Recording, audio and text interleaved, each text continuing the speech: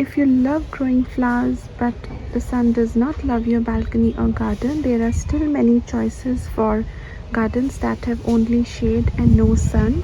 These are 5 flowers that you can grow in your garden that barely get any sunlight. These choices are Geranium, Gerbera, Cineraria, Salvia, Dianthus.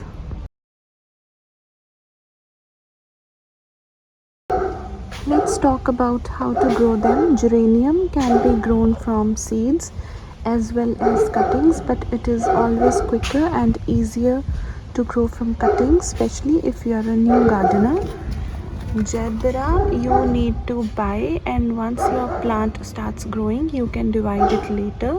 You can really not grow it from seeds.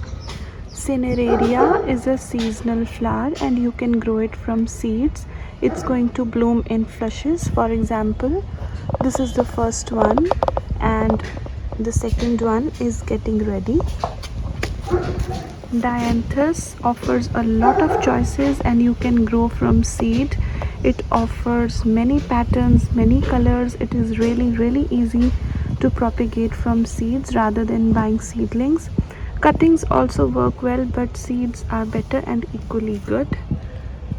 Salvia can also grow from seed. It is also a seasonal flower. It comes in purple and white as well.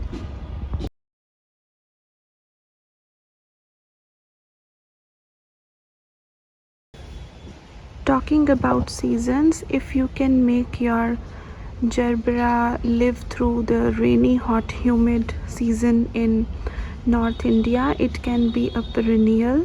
Otherwise, you can start growing it in September. Gerbera is a permanent plant provided you keep it in shade and have the soil light and nice. Cineraria is pretty much a winter annual, but it can come back. Salvia can last through the season if kept correctly in shade. Give it good soil, give it good drainage. Same applies to Dianthus. It is pretty much a permanent plant even though it is considered a winter seasonal. Now, how to maintain these flowers for maximum bloom and healthy flowers? First of all is the soil. You have to have well draining light soil containing sand and coco peat if required. If the soil is too chunky, you can break it up. Also, do not overwater them. Water them only when the top layer of the soil is dry. Water them during the day so that the water can evaporate before sunset.